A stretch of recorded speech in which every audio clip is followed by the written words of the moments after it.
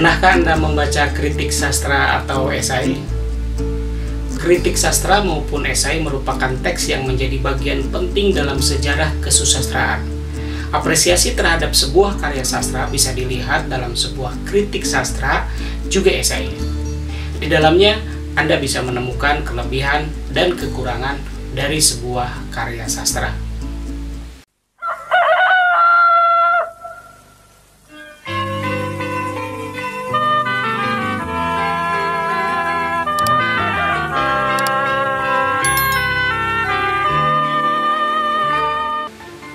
Halo semuanya, selamat bertemu lagi dengan Pak Harun. Kita akan sama-sama belajar untuk mata pelajaran Bahasa Indonesia di SMA kelas 12. Pada pertemuan kali ini, kita akan sama-sama mempelajari materi tentang menilai karya melalui kritik dan esai. Ada dua kompetensi yang akan kita pelajari pada pertemuan kali ini. Yang pertama yaitu mengidentifikasi unsur kritik dan esai, sedangkan yang kedua adalah membandingkan antara kritik dengan esai.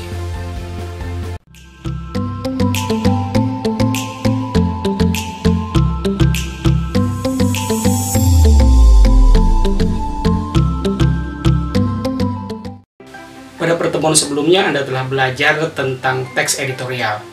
Dalam surat kabar, teks editorial ditulis oleh redaksi dari media yang bersangkutan. Selain teks editorial, terdapat pula ruang yang bisa diisi dengan tulisan-tulisan yang berasal dari penulis selepas atau penulis yang berada dari luar redaksi. Tulisan-tulisan tersebut seperti artikel, resensi, ulasan, kritik, atau esai. Nah, kritik dan esai akan kita sama-sama pelajari pada pertemuan kali ini. Untuk lebih jelasnya, mari kita mulai materi pokok kita kali ini tentang menilai karya melalui kritik dan esai.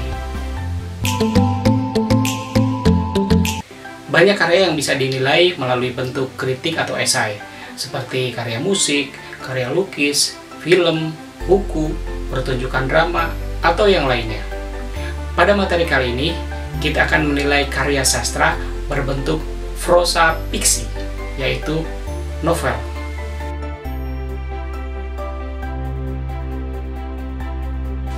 Kritik dan esai merupakan teks yang memiliki persamaan, yaitu adanya pendapat atau argumen yang diungkapkan oleh penulisnya. Pendapat tersebut disampaikan setelah penulis menganalisa serta menilai secara objektif pokok persoalan dalam kritik atau esai yang akan ditulisnya. Dengan proses seperti itu, maka pembaca akan mendapatkan wawasan serta terlatih daya kritisnya ketika menyikapi sesuatu.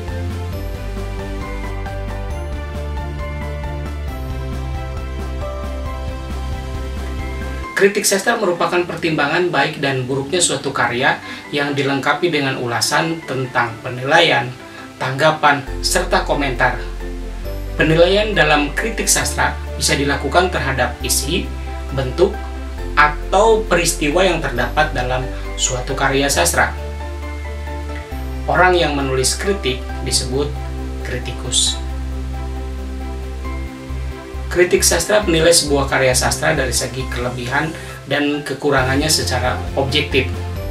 Karenanya, kritik sastra disebut juga sebagai ilmu sastra yang menghakimi karya sastra dengan memberi penilaian dan memutuskan apakah karya yang sedang dikritik tersebut bermutu atau tidak. Penilaian dalam bentuk kritik sastra adalah dengan menunjukkan nilai-nilai karya sastra yang bertitik tolak dari analisis dan penafsiran yang telah dilakukan. Untuk lebih jelasnya, mari kita simak contoh kritik sastra berikut. Berbeda dengan Marah Rusli, dalam Siti Nurbaya, dalam Dadaisme, Dewi Sartika selalu pengarang melalui tokoh Yusna secara tegas melontarkan kritik penolakan terhadap budaya ini dengan memposisikan Yusna sebagai tokoh yang membangkang kemauan ayahnya, yaitu Datuk Malinda, untuk dijodohkan dengan Randy, seperti dikutip dari halaman 42 dalam novel Dadaisme. Gambaran ini diperjelas dengan kaburnya Yusna dari rumah sehari menjelang hari pernikahannya. Taruhan saja Karena kejadian ini, Yusna dianggap sebagai anak durhaka yang telah berani mencoreng aib bagi keluarga. Nah, pada kutipan tersebut, kritikus menilai keunggulan cara pengolahan konflik tokoh dalam novel Dadaisme karya Dewi Sartika yang dibandingkan dengan novel Siti Nurbaya karya Marah Rusli.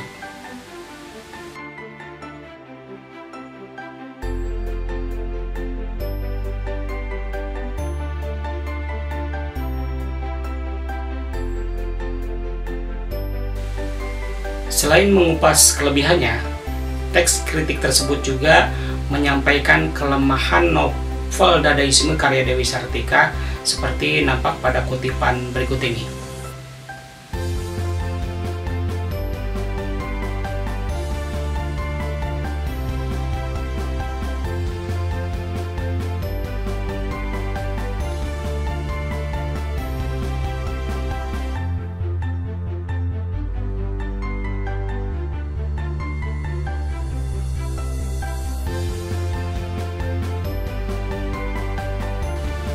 Dalam melakukan penilaiannya, seorang kritikus akan berpedoman pada berbagai aliran sastra, jenis-jenis, dan dasar-dasar dari kritik sastra yang dianut atau dipahami olehnya.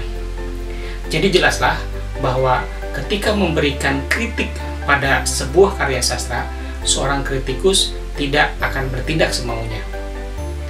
Selain penilaian kelebihan dan kekurangan dari suatu karya sastra, dalam kritik sastra terdapat pula data-data pendukung seperti sinopsis karya, alasan logis, serta teori-teori pendukungnya.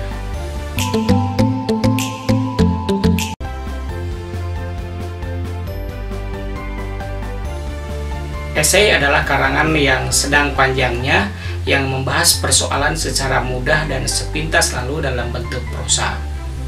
Permasalahan yang diulas dalam esai bisa meluas dari hal-hal yang ringan hingga yang berbobot, meliputi segala hal seperti halnya ekonomi, politik, sosial, dan budaya. Sedangkan orang-orang yang menulis esai disebut sebagai esais. Esai bisa saja membahas suatu karya, tapi tidak menilai kelebihan dan kekurangannya, dan lebih membahas satu hal dengan sudut pandang pribadi secara subjektif. Untuk lebih jelasnya, mari kita simak contoh esai pada kutipan esai berikut.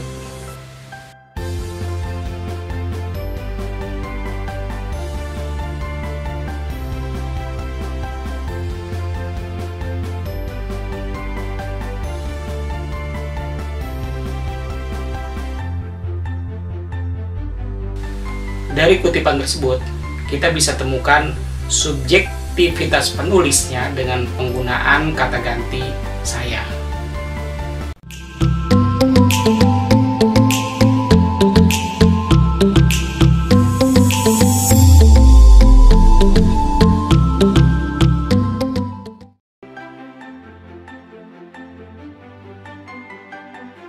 Dari uraian-uraian tersebut, kita bisa mengetahui perbedaan antara kritik dan esai berdasarkan sudut pandang dan fokus kajiannya.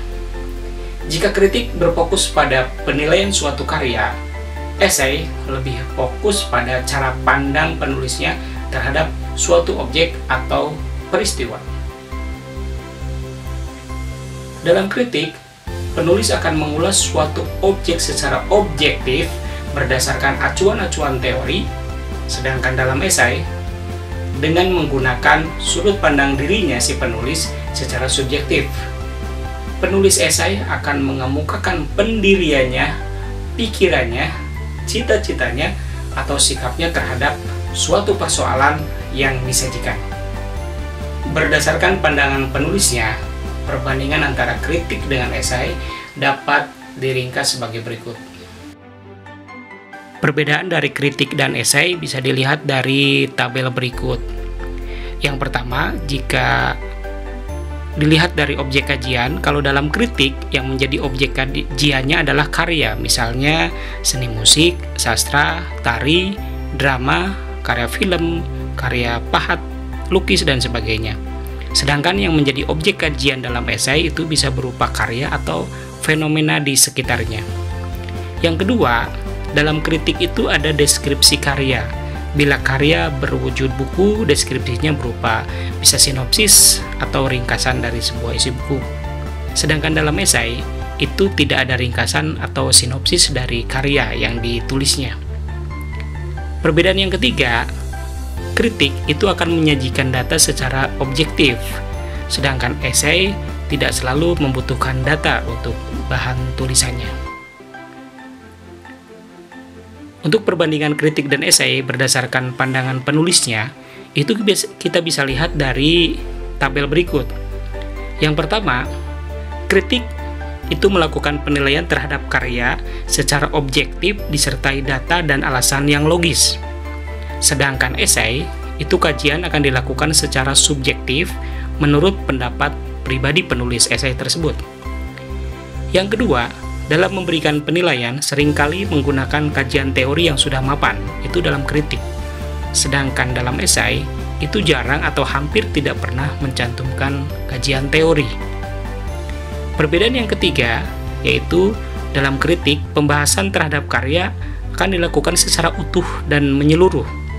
Sedangkan dalam esai, objek atau fenomena yang dikaji itu tidak dibahas secara menyeluruh, tetapi hanya pada hal yang menarik menurut pandangan penulisnya. Meskipun demikian, pembahasannya akan dilakukan juga secara utuh.